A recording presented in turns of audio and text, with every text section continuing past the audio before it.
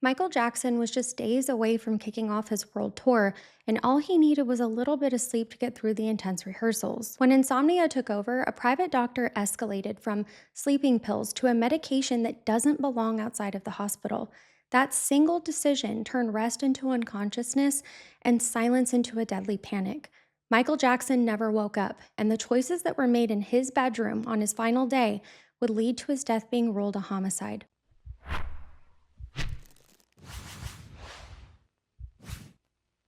Welcome to the True Crime Nurse, everyone. My name is Kat, and I'm a registered nurse who loves all things nursing and true crime.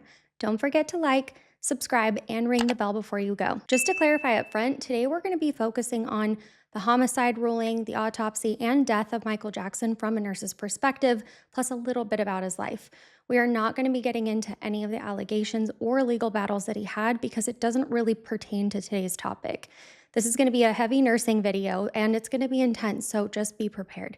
All right, now that you know where we're headed, let's get into it. Michael Joseph Jackson was born on August 29th, 1958, and although I'm pretty sure that everyone here knows exactly who he is, Michael rose to fame as a child star starting in the Jackson 5 and later became known worldwide as the king of pop for his record-breaking solo music career.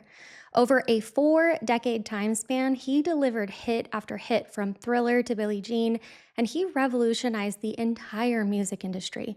Despite all his accomplishments, though, he always said that nothing could top him becoming a dad to his 3 kids, Paris, Prince, and Blanket. By the late 2000s, he was a cultural icon with unrivaled achievements, but he was also a man that experienced both personal and health challenges. Years of performing took a major physical toll on him. He also suffered a severe burn injury during a 1984 Pepsi commercial, and that led to a lot of chronic pain and multiple surgeries. I can tell you personally, from taking care of burn victims in the hospital, that burns are truly one of the most dangerous and painful injuries that you can experience. At this point, Michael developed a dependence on prescription painkillers in the 1990s, and he went in and out of rehab because of it. In addition to battling addiction, Jackson's lifestyle and fame brought on a lot of stress.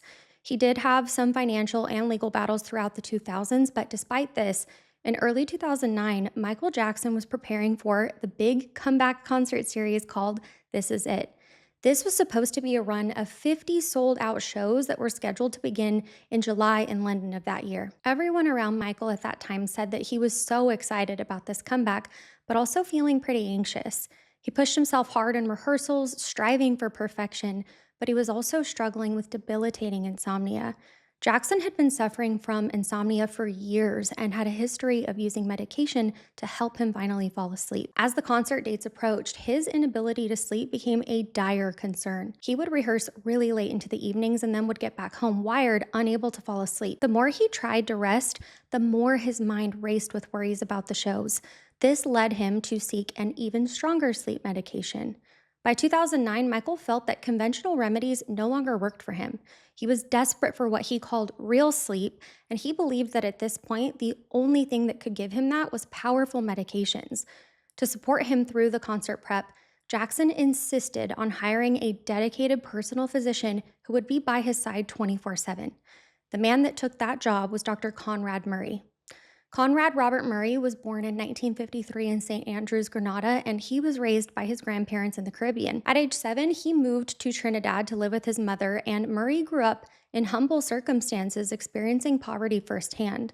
In his early 20s, he came to the United States to pursue medicine, and Murray got his medical degree in 1989. He completed a fellowship at the University of Arizona and then became board certified in cardiology. By the 2000s, Dr. Murray had built private practices in both Las Vegas, Nevada, and Houston, Texas. He was respected by many patients as personable, caring, and he was known for making house calls and building personal rapport with his patients. However, by early 2009, Dr. Murray's life was under financial strain too. He had fathered 7 children throughout different relationships and had significant child support obligations. He also had debt from the medical practices and multiple homes. Now, Murray had first met Jackson in 2006 while in Las Vegas when he treated one of Jackson's children for a small illness. He was really impressed with the care that Dr. Murray provided, so he kept his contact information. In May of 2009, as prep for the tour ramped up, Jackson actually requested Dr. Conrad Murray as his personal doctor for the tour. The concert promoter, AEG Live, negotiated with Murray, and they agreed to paying him $150,000 per month for the entire tour. This added up to $1.8 million, which is a ton of money, even for a doctor with more than one practice. This was an opportunity that Murray could not refuse, although he did try to negotiate for more money. This salary would help alleviate some of his financial burden, so Dr. Murray accepted the offer and put his cardiology practice on hold to work exclusively for Michael Jackson. He began serving as Jackson's personal doctor in June of 2009, and he moved into Jackson's mansion in Los Angeles, California. As Michael Jackson's personal physician, Dr. Murray's job was to manage the star's health so that he could perform at his best. This included monitoring Jackson's physical condition during these intense rehearsals, giving him routine medical care like vitamins, injections, and fluids, and most importantly, helping to address and manage this chronic insomnia. Jackson's lack of sleep had become the main health issue at this point, and Michael wanted anesthetics to get a deeper sleep. Dr. Murray was quickly faced with an ethical dilemma. His world-famous patient was demanding the only thing that works to sleep, and that drug was propofol. Propofol is not a conventional sleep medication.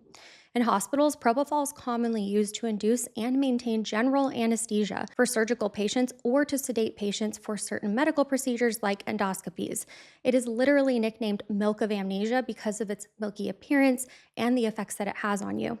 Have you seen those videos when the anesthesiologist is actually pushing the medication and counting down with the patient as they try to fight to stay awake? This is typically what's being given. Patients feel no pain and typically have no memory of being on it. However, propofol has no business being used as a sleep aid for insomnia. It is not a medication approved for insomnia whatsoever because it's meant for inducing unconsciousness in a controlled, supervised environment with proper equipment. Propofol is dangerous outside of the hospital because it slows or stops you from breathing. That's also why you typically see those funny videos of patients that they have a mask on towards the end of the video where they're finally reaching 3, 2, 1. What you don't see when the video stops is that the patient then typically gets intubated because you can't effectively breathe on this medication, and it's continuously being given throughout the surgery, depending on what procedure it is. In a bedroom without monitors or backup, a patient's breathing could fail without anyone noticing until it's too late. For Michael, propofol was appealing because it knocked him out quickly when nothing else could. He referred to it as his milk and believed that it was the only thing that would give him sleep. According to several people that were around during the time, including some comments that he actually made to a nurse, Jackson felt that propofol-induced sleep was better than endless insomnia. Regardless of the dangers, though, Jackson was persistent. I want to stop for a moment and say that regardless of what a patient demands or requests, the accountability still entirely falls on the healthcare professional. Dr. Murray knew right from wrong in this scenario, and he chose the wrong path. Dr. Murray ended up finding out that Jackson had been using propofol on and off for years, hiring anesthesiologists during the past tours or procedures to continue infusing it so he could sleep. This was obviously dangerous and not a treatment for insomnia, but he insisted that he needed it by 2009.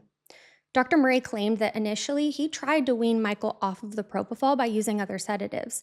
He said that when he first joined Jackson in June, he did give propofol nightly for a few days, but in the days that led up to June 25th, Murray said that he attempted to reduce the propofol dose and use other alternatives so that Jackson would sleep more naturally. Whether out of genuine concern or maybe fear for losing his license, Murray walked a dangerous tightrope, attempting to satisfy his patient without crossing the line into complete negligence. What is clear is that propofol remained very much on the table, and it was still in Michael's bedroom. The setup in Jackson's home was also unsettling. Dr. Murray turned the singer's bedroom into a makeshift clinic because Jackson's master bedroom was spacious, and there was a small room that was attached off to the side, possibly a huge closet, where Murray would sometimes set up an entire medical suite. There was an IV stand, a bag of saline, supplemental oxygen, and heart rate and blood pressure monitors. But Murray did not have the full array of emergency or monitoring equipment that a hospital has for a patient on propofol. There was nothing to facilitate CPR, no defibrillator, and no proper supplies for an airway beyond an oxygen tank. He requested certain equipment like an anesthesia machine and a nurse per the contract with AEG, but those requests were never fulfilled before that weekend. Jackson had entrusted his doctor each night, expecting to be medicated into a sleep, and safely awoke the next day. By mid-June 2009, there were some warning signs that Michael's health and the pressure of the rehearsals were reaching a critical point. On June 19th, during a rehearsal at the Staples Center, Jackson was unable to perform, which wasn't like him. He was shivering, incoherent, and just seemed out of it, so the rehearsal was canceled that day. This was incredibly alarming to Kenny Ortega, the tour director, and others on the crew because they were afraid that Michael was in no condition to do 50 concerts and that he might have been under the influence of something. A meeting was set up immediately at Jackson's home the following day, on June 20th, with Michael, Dr. Murray, and the executives from AEG Live. The promoters firmly told Michael and Murray that the show must go on and that Michael needed to get it together and attend the rehearsals, or the tour would be canceled and Michael would be financially held responsible. At this meeting, Dr. Murray assured everybody that was there that he would take care of Michael's health and that he would perform. In the days that followed, Michael's condition did seem to improve a little bit because on June 23rd and 24th, he had an energetic, smooth rehearsal. The concert movie This Is It actually shows footage from those last 2 days, but people close to him felt that apart from the stage, Michael was battling exhaustion and possibly side effects of meds. One report said that on June 23rd, despite vigorous dancing, Michael complained of feeling cold in a warm area, and he wrapped himself in layers of clothing and still was shivering. This could be a sign that his body was dysregulating temperature, and that is a possible side effect of propofol. He pushed through rehearsal, though. Everyone's hopes hung on the idea that if Michael could just get enough sleep, he'd be able to deliver the best performances. And for that rest, Michael Jackson relied entirely on Dr. Conrad Murray. After the June 24th rehearsal, Jackson got home and was exhausted, but as usual, his mind was racing. He desperately needed sleep because another rehearsal was scheduled for later that day. At around 1 in the morning, Michael changed into his PJs and got ready for bed. He and Murray went to the second floor, and no one else was allowed upstairs without his permission. Security staff, the kids, and other household members stayed downstairs unless Michael invited them up to his bedroom. Jackson made it clear to Dr. Murray that he needed help falling asleep that night. By 1:30 in the morning, Michael was still wide awake, so Dr. Murray gave him a 10 milligram tablet of Valium. Valium is a benzodiazepine that is commonly used to treat anxiety or insomnia. It's relatively slow acting when you take it by mouth, so it would take some time to kick in, and for Michael, he felt that he didn't have the time. Murray hoped that this mild sedative would ease Michael into sleep, so they dimmed the lights and waited to see what would happen. By 2 o'clock in the morning, the Valium had done nothing. Michael was still wide awake, and his anxiety was defeating the sedative, so Dr. Murray decided to take a stronger approach. He set an IV up in Michael's leg, and he administered lorazepam or Ativan. He gave 2 milligrams of lorazepam in a slow IV push. Lorazepam is a strong benzodiazepine, even stronger than the pill that he had taken that was barely starting to kick in, and when given IV, it can induce sleepiness within minutes. After this push, Michael did get a little bit drowsier, but he still didn't fall asleep. Some time passed with Dr. Murray watching him, and he was hoping to see him knock out, but Michael remained frustrated and awake. By 3 in the morning, Murray injected 2 milligrams of midazolam or Versed into the IV. Versed is an even faster acting benzodiazepine, and it's used in hospitals to induce sedation for procedures. It usually causes a deep relaxation and short-term amnesia, but once again, Michael's tolerance or anxiety didn't produce the desired effect. He became groggy but didn't fall asleep, so this pattern was continuing. Over the course of the next few hours, whenever Michael remained awake, Murray would rotate back to the previous drug, creating a cocktail of multiple sedatives in Michael's body. Between 4 to 5 in the morning, Murray administered a second dose of lorazepam through the IV, and when that failed to knock him out, Murray gave a second dose of Versed IV. In total, throughout the night and early morning, Michael Jackson was given a benzodiazepine cocktail of 10 milligrams of Valium, 4 milligrams of lorazepam divided to 2 doses, and 4 milligrams of Versed also divided. This is a huge amount of sedatives, and this would be enough to put pretty much anyone into a stupor. But Michael's insomnia was very stubborn. He remained awake or barely dozing off, so he grew increasingly impatient and distressed. He couldn't risk losing sleep for this tour. During all of this, Michael repeatedly begged Dr. Murray for what he called his milk, the propofol. According to Murray, Michael said, quote, Please, please give me some milk so that I can sleep. I can't function if I don't get sleep. I'll have to cancel the rehearsal, and I don't want to cancel, but I can't do it unless I sleep," end quote. Murray was reluctant because he was worried about Michael's dependency for the propofol, and he understood the dangers after everything else that he already administered. At around 10:40 a.m., so after 10 hours of constant meds, Michael Jackson was still awake.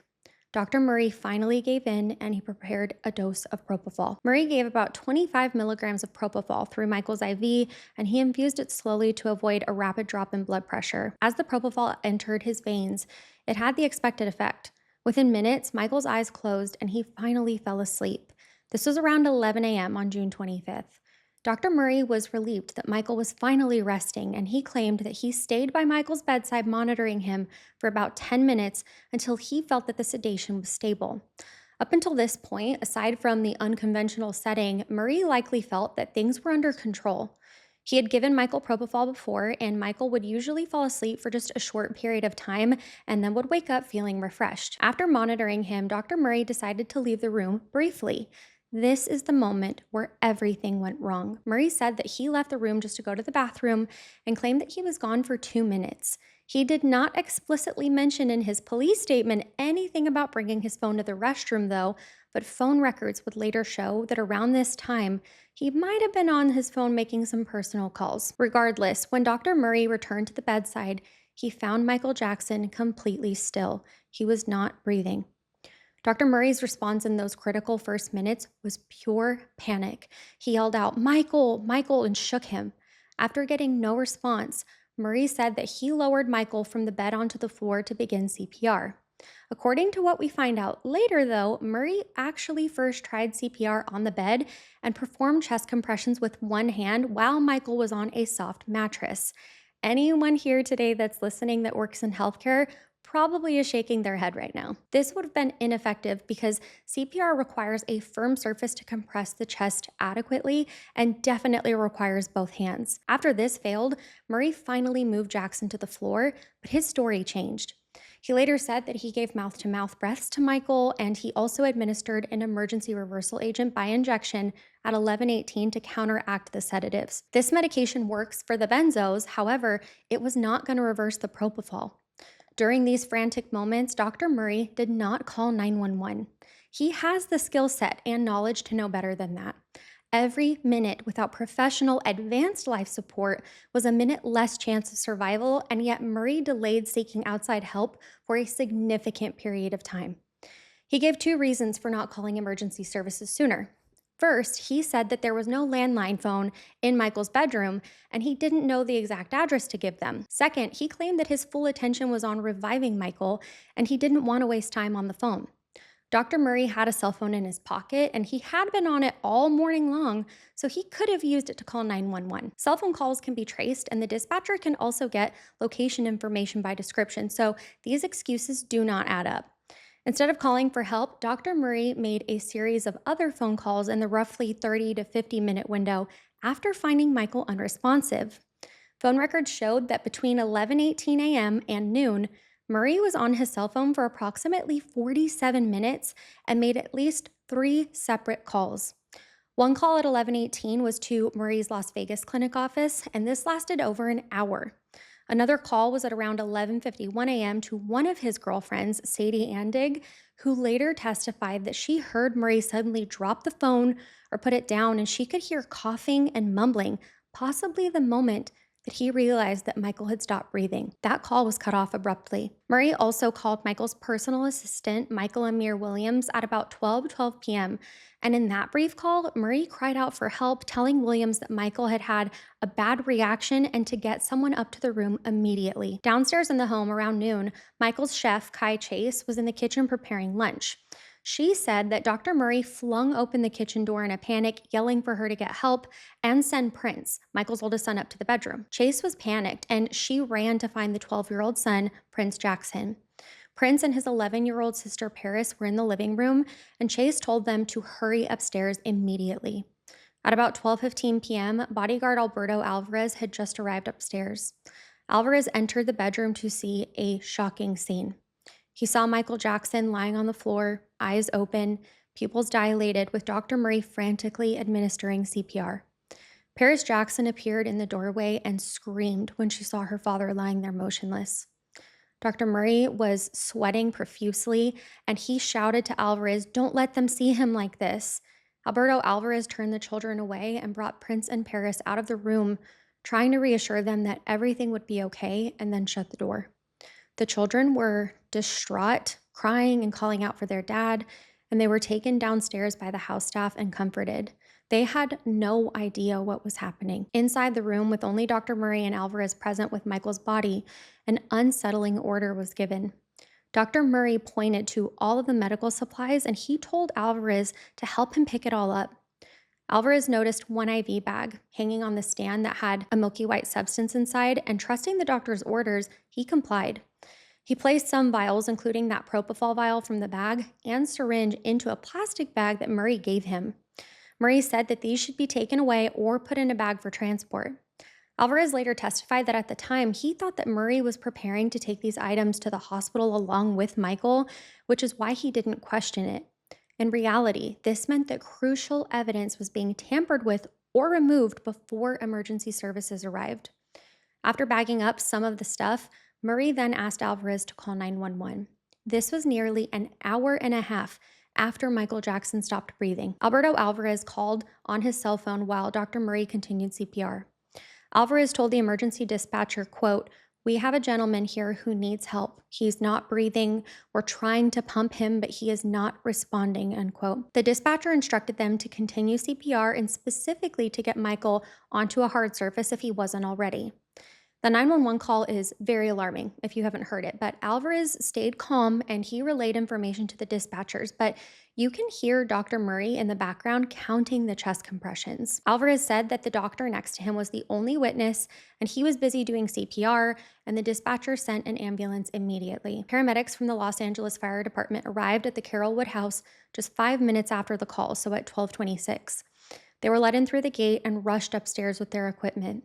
The first paramedic through the door encountered Dr. Murray, who by now was drenched in sweat and extremely agitated. On the floor, they were shocked to see Michael Jackson unresponsive, not breathing, and without a pulse. Paramedics said that Michael's skin was turning blue and his eyes were open with pupils that were fixed and dilated. These are all clinical signs that he had been dead for some time before they arrived. The cardiac monitor showed a flatline, and there were no signs of life. The paramedics immediately took over CPR from Dr. Murray and started advanced life support.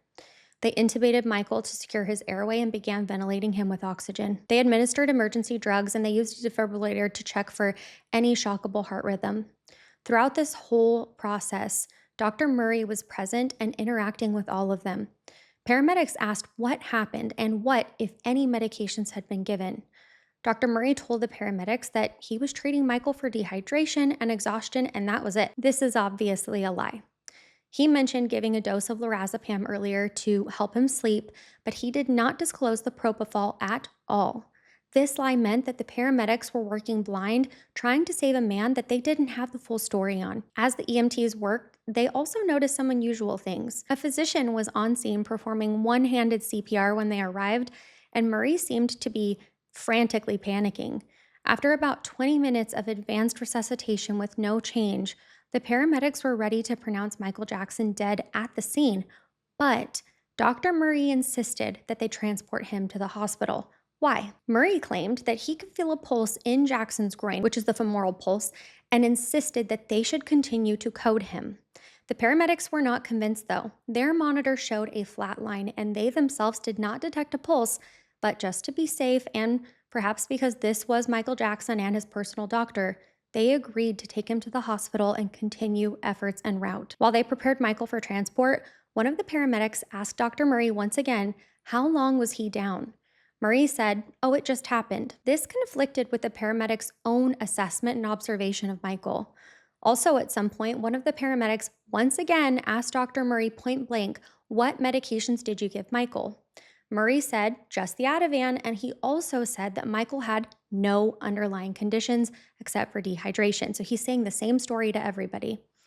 By 1:07 p.m., Michael Jackson was loaded into the back of an ambulance. The media had already been made aware that something happened at the Jackson home, and they captured footage of the ambulance leaving with a crowd of fans and neighbors starting to gather. Dr. Murray got into the back of the ambulance with Michael. In the ambulance, after some rhythm checks, they actually did detect a faint pulse at one point, but it may have been artifact or an extremely weak heartbeat. The paramedics continued providing ventilation through the ambu bag and administering more IV drugs. The ambulance arrived at the emergency room of Ronald Reagan UCLA Medical Center at 1:14 p.m. The ER doctors, nurses, and cardiologists were standing by because they were alerted in advance that Michael Jackson was coming in full cardiac arrest. They quickly took over as soon as he entered the building. Dr. Murray provided a brief history to the trauma team and said that Michael had been tired, dehydrated, and not feeling well and suddenly stopped breathing. He mentioned giving the lorazepam, but he still did not mention the propofol to any of the doctors, even when directly asked if he gave anything else. The ER doctor and cardiologist both questioned Murray in the trauma bay about exactly what happened. Murray talked about the stress of rehearsals and speculated about the dehydration, but when pressed again about the medications, he only mentioned the sedative lorazepam in a small dose, claiming that that may have led to this cardiac arrest. This seemed so odd to the doctors. Dr. Murray wouldn't tell a fellow doctor the truth, though, because he knows that he killed his patient by unethically administering propofol. This was homicide, and he was not about to incriminate himself to a doctor. For over an hour, the hospital team tried to resuscitate Michael. At approximately 2:26 p.m., Michael Jackson was officially pronounced dead. He was only 50 years old. The time of death showed that they had worked on him for about 1 hour and 13 minutes at the hospital without success. Dr. Murray was present when the attending physician made the call. Hospital staff described Murray as appearing devastated and pleading with them not to give up, even though it was clear that he was already gone. Shortly after, Michael's family members who had rushed to UCLA were informed of his passing. Jackson's mother, Catherine, and some of his siblings arrived at the hospital in complete shock. There was an outpouring of grief. His brother, Jermaine Jackson, came out at about 3:15 p.m. to address the media with a short statement on behalf of the family, confirming that Michael had died and that the doctors tried for over an hour to save his life. News of Michael Jackson's death immediately spread worldwide, but one pressing question loomed. How did this all happen? How could a healthy star gearing up for tour suddenly die? In the hours following Michael's death, Dr. Conrad Murray's behavior was looked at. At the hospital, after Michael was declared dead, Murray refused to sign the death certificate. He also seemed extremely nervous and anxious.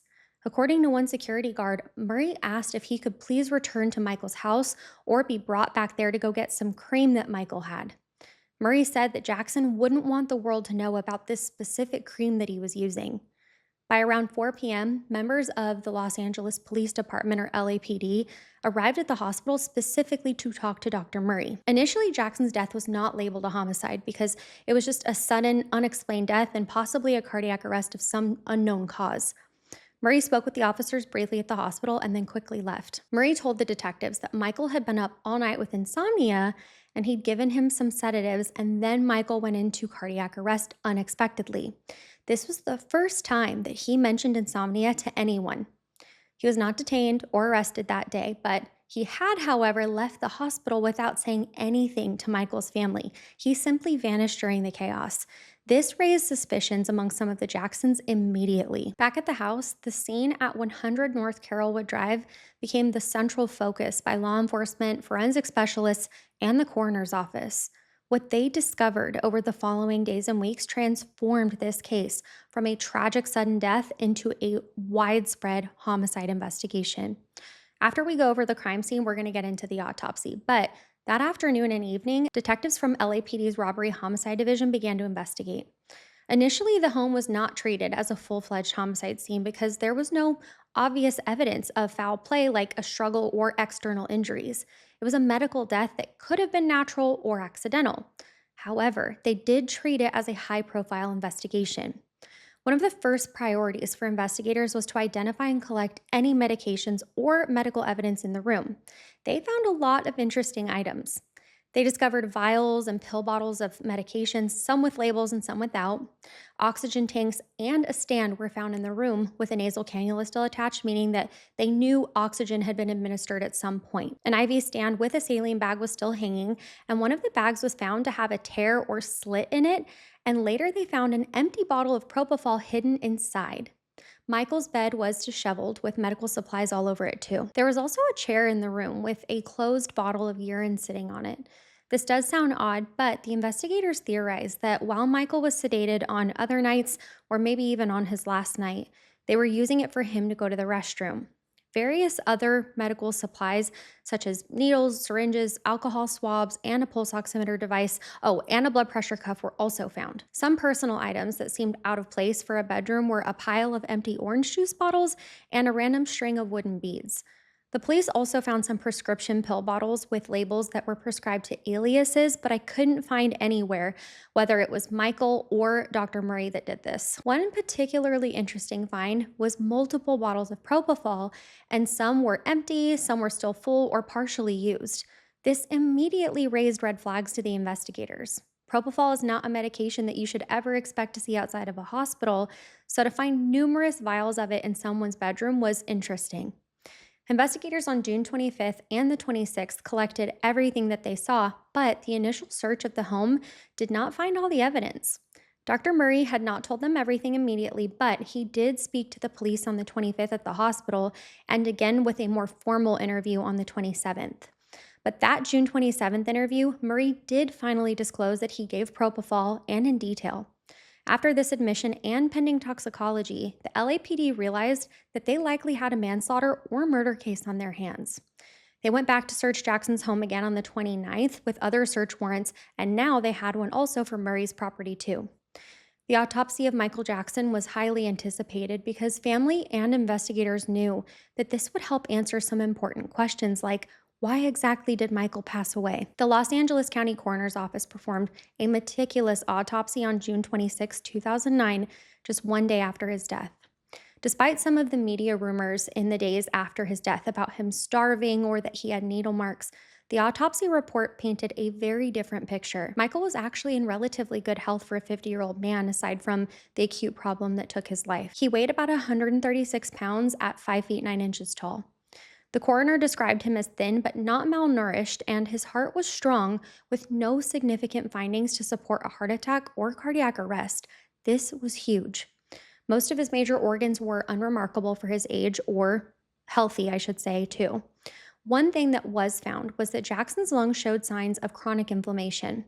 He also had lymphoid hyperplasia in the lungs. However, the coroner said that this lung issue was not serious enough to have contributed at all to his death.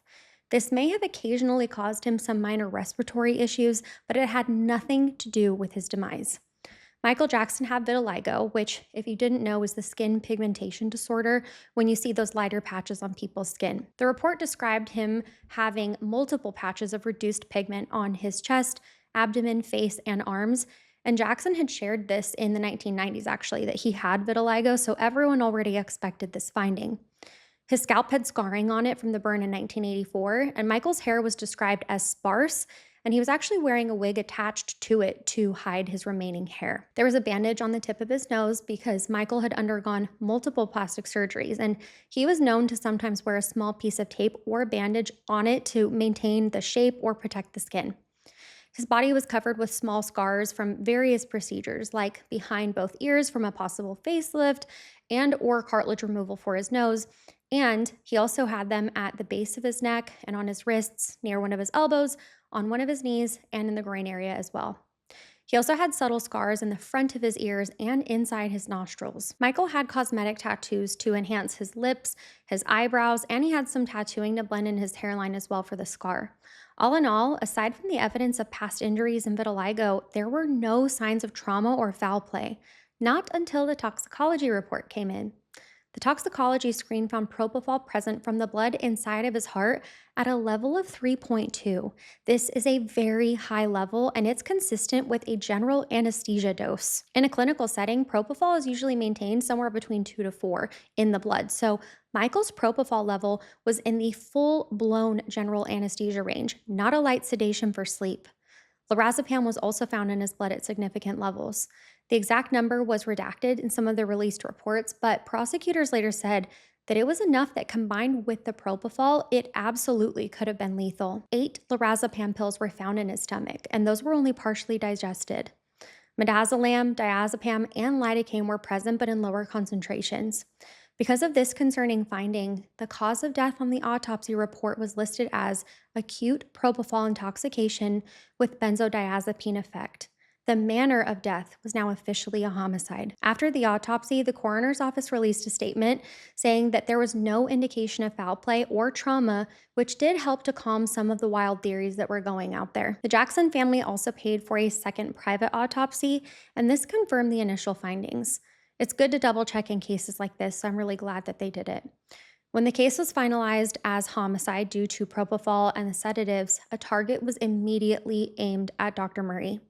This gave law enforcement the green light to proceed with charges because now they had the scientific evidence that Michael Jackson was killed. Before we get into the legal portion of today's case, the LAPD partnered with the DEA because of the controlled substances and possible improper prescriptions that needed to be tracked.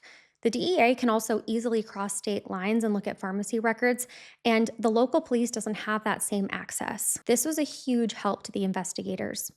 Dr. Conrad Murray stayed in LA for a couple of days, and he immediately lawyered up. On June 27th, he voluntarily went to go speak with the LAPD detectives for a lengthy interview that lasted several hours. This is when he laid out the full timeline of what happened and what medications were administered. After that interview, Murray went back to his normal life. He eventually returned to Houston and Las Vegas, where he had residences and practices as he awaited his fate. On July 22, 2009, the LAPD and DEA raided Dr. Murray's medical office and storage unit in Houston, Texas. They seized items like Murray's computer hard drives, documents, medical records, and any materials that they could find that were related to Jackson or the purchase of the propofol. Around that same time, they also executed search warrants at Murray's Las Vegas home and office and at a Las Vegas pharmacy called Applied Pharmacy Services. The reason for these particular targets was because Murray had begun ordering large quantities of propofol and other drugs from out-of-state pharmacies. Investigators discovered that beginning in April 2009, Dr. Murray had placed regular orders of propofol.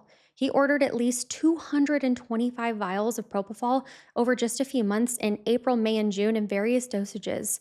Some of these were large vials and some of them were small, but he was having these shipped to his girlfriend Nicole's apartment in Santa Monica, California, instead of his clinic because he wanted it to be near where he was treating Jackson. The shipping records were traced and confirmed, and this was a solid piece of evidence because it showed the planning and knowledge that went into this.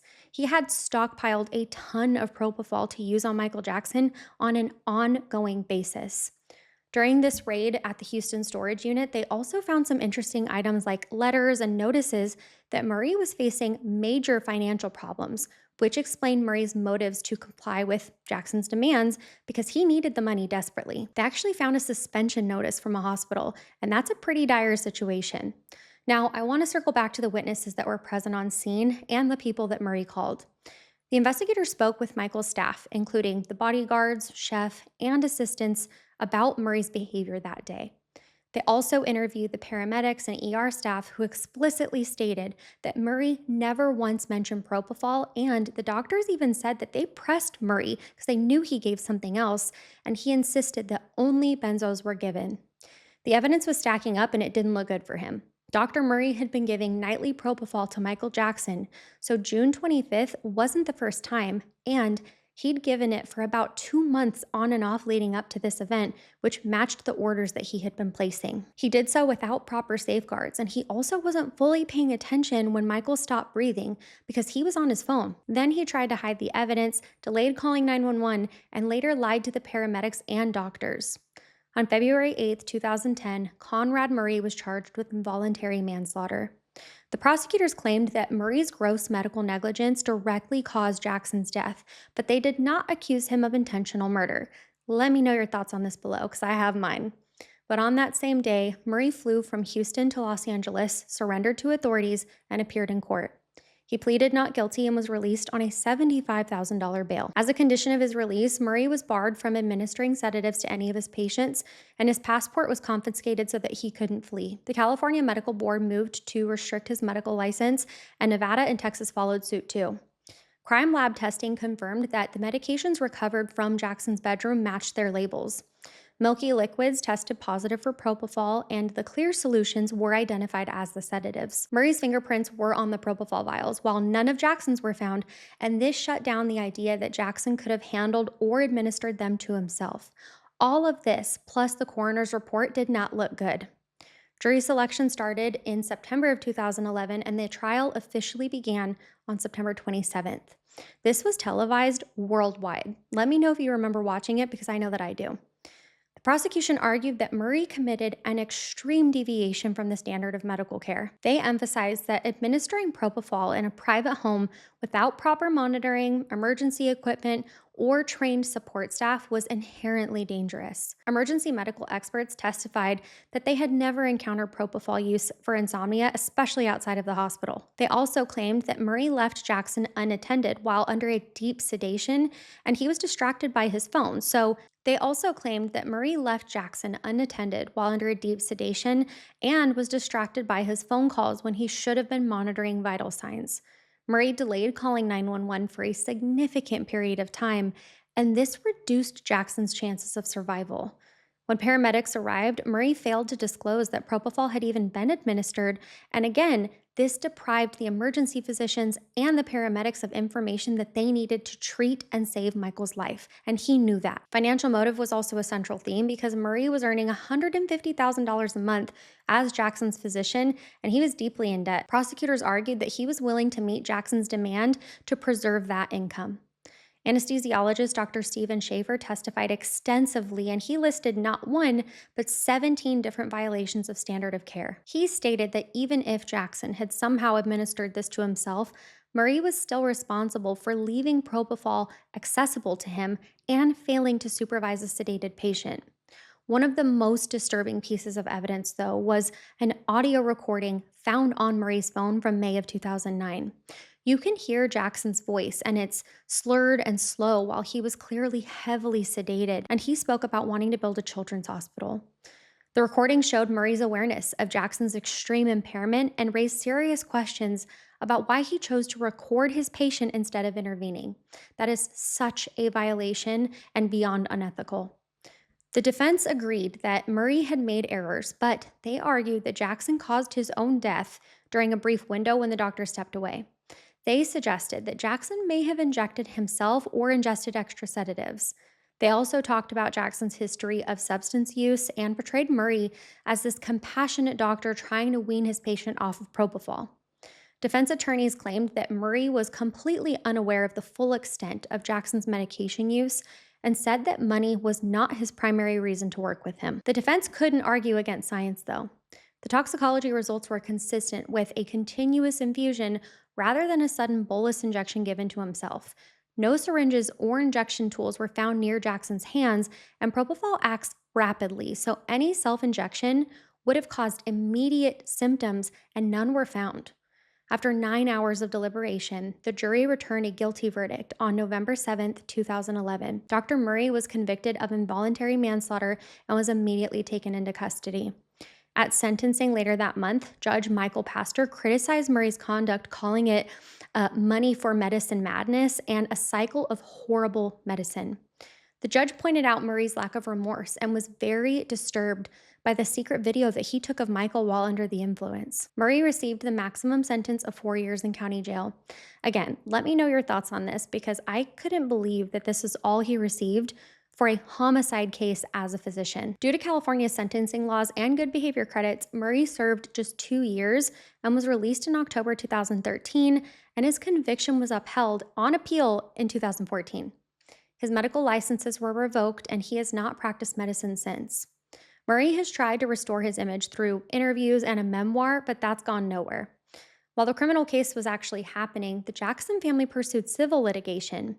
In 2010, Katherine Jackson filed a wrongful death lawsuit against AEG Live, alleging negligent hiring and supervision of Dr. Murray. The trial was in 2013, and there was testimony from family members, executives, medical experts, and internal emails talked about pressure on Jackson to rehearse despite his declining health. The jury found AEG not liable, stating that Dr. Murray's actions were unforeseeable and outside the scope of his employment. Michael Jackson's death sparked serious discussion about ethics in celebrity medicine and the dangers of concierge style care. Propofol became more tightly regulated, and this case is a reminder of what can happen when patient demands are placed above the medical standards of care. Michael Jackson's legacy has continued on through his art and through his children, and I hope that he and his family have found healing and comfort and peace. In the end, the legal system held Dr. Conrad Murray accountable. Even though the sentence was light, in my opinion, it sent a clear message that even physicians serving the most powerful and famous patients are bound to their medical ethics. Michael Jackson's homicide and death was completely preventable and never should have happened at the hands of his own doctor. Thank you so much for spending time with me today. I look forward to hearing your thoughts on today's case, especially because quite a few of you actually said that you wanted to hear my take on MJ, so I can't wait to hear your thoughts. I hope that you're all taking great care of yourselves and hopefully dodging all of the crazy sicknesses out there. Don't forget to drop our secret handshake, the blue butterfly, in the chat, and I will see you next time.